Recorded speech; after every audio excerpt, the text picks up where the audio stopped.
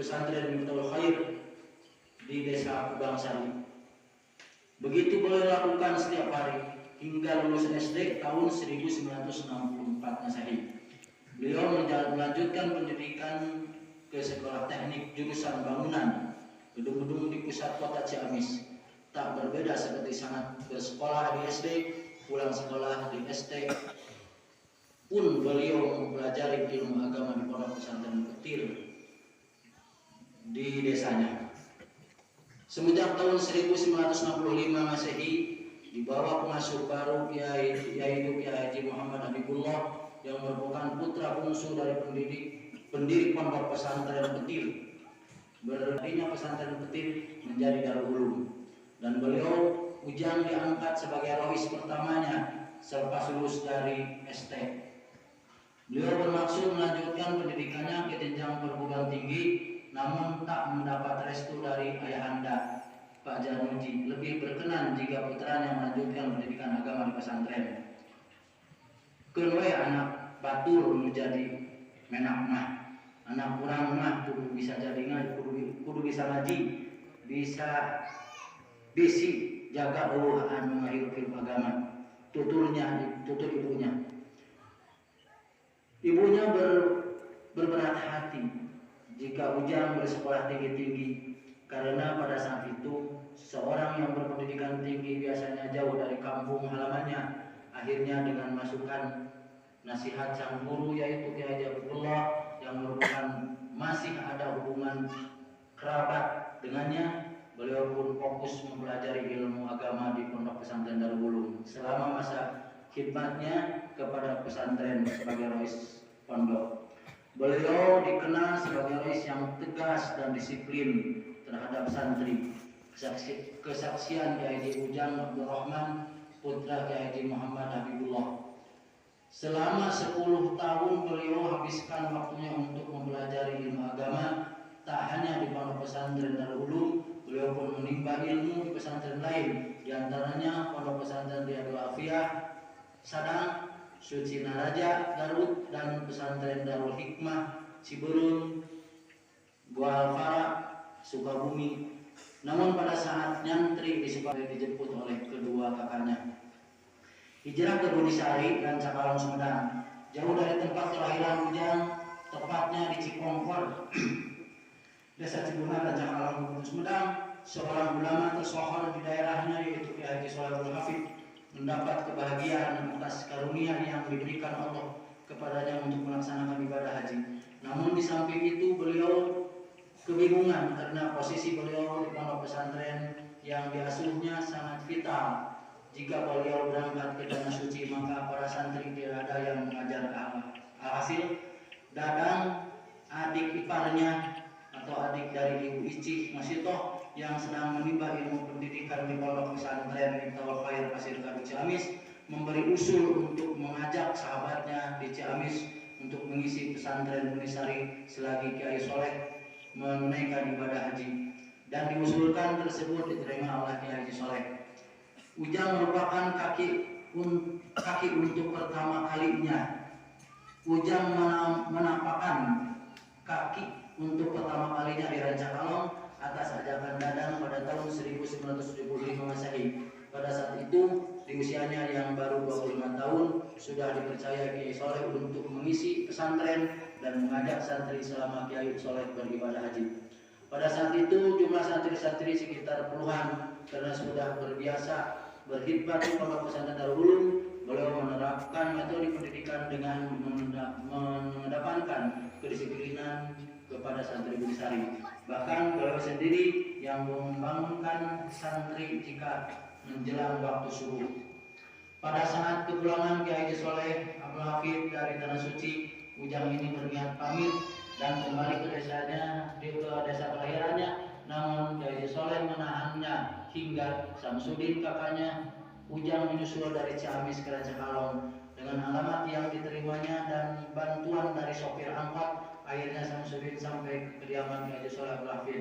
Samsudin masih bersikeras membawa Ujang pulang ke desanya. Menjelaskan maksudnya menahan Ujang, yaitu meninggalkan Ujang kepada putrinya yang bernama Siti Nasroh. Setelah menjelaskan maksudnya, Kiai Soleh mempersilahkan Ujang dan sang supir pulang dulu untuk bermusyawarah dengan para keluarganya. Ujang dan keluarganya bermusyawarah untuk membahas tawaran Kiai Soleh Abdul Hafid. Pada saat itu Ibu Juhroh tidak menerimanya dengan alasan beliau tak mau jika Ujang harus tinggal di Sumedang karena terlalu jauh. Namun atas saran Pak Jarmuji, Ujang meminta nasihat guru-gurunya Kiai Habibullah di pesantren Darul Ulum. Setibanya dari kediaman gurunya, Ujang mendapati ibunya tersenyum sembari memberikan bekal kepadanya untuk Eta penten kutina rangkaian acara di dalam ieu anu kahiji penten atas nami di kulawarga almarhum badhe lebetan disangkakeun ka pelaksana karena di Sukarno.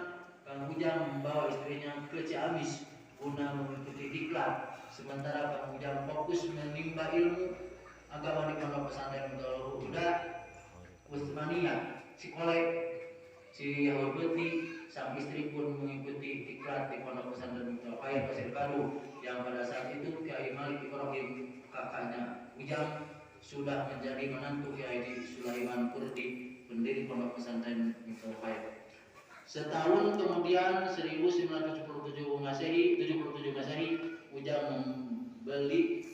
Ujang kembali mengajak istrinya mengikuti diklat di pondok pesantren Miftahul Huda Manajaya Tasikmalaya.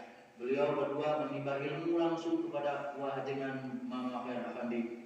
Tahun berikutnya pun 1978 Kang Ujang ingin mengikuti diklat di pondok pesantren Miftahul Huda guna memperdalam pemahaman dalam disiplin ilmu tauhid.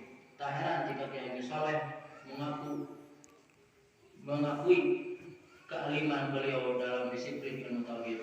Namun di tahun ini tidak ditemani istrinya karena pada saat itu putra mereka lahir, Muhammad Anwar Sidik. Sebetulnya Anwar sudah putra kedua antara sebelumnya putra pertama beliau yaitu Muhammad Syarif meninggal saat masih bayi. Meskipun sudah berumah tangga dan mengurus santri di Pondok Pesantren Sari, tak membuat Kang Ujang putus semangat dalam mempelajari agama. Terbukti setiap tahun beliau selalu mengikuti diklat hingga di tahun 1979 Masehi beliau diberi sebidang tanah dan rumah seluas 4 kali 6 meter. 2. Pemuda Nusa pewaris Anbiya. Selama beberapa tahun seperti peribahasa Sunda, jodoh pati bagja cilaka, kagungan mukawasa. Pada tahun 1983 Masehi, Kiai Soleh Abdul Hafid ini kembali berbesan dengan Pak Jarmuji, adik kandung Kang Ujang yaitu Ahmad Sujani yang kerap disapa Kang Kuning, menikah dengan Siti Ruqayyah yang tak lain adalah adik kandungnya Ibu Nasroh. Sejak saat itu Kiai Soleh Abdul Hafid mengurus pesantren dibantu kedua menantunya yang bersaudara Kang Ujang dan Kang Kuning. Kedua saudara-saudara merupakan alumni Pondok Pesantren Darul Ulum. Ini bahu-membahu mengurus Pondok Pesantren Sari karena keduanya masih satu alma mater. Tak heran jika pengajaran di Bumisari ini sedikit banyak mengadopsi sistem pelajaran Pondok Pesantren Darul Ulum, dan tidak sedikit pula santri Bumisari diarahkan ke Pondok Pesantren Darul Ulum seperti Kang Sulaiman, Kang Dodo, Kang Yunus, Kang Sukiman, Kang Yusuf, Kang Suherman dan lain-lain. Tidak hanya mengajar santri di lingkungan pesantren, Kang Ujang ini sering ditugaskan Kiai Soleh untuk mengisi pengajian-pengajian rutin di luar desa. Seperti rutinan malam Kamis beliau berjalan kaki sejauh 8 kilo menuju desa Pamadegan untuk mengisi pengajian. Sepulangnya beliau selalu dijemput para santri dengan tengah malam diterangi cahaya lampu.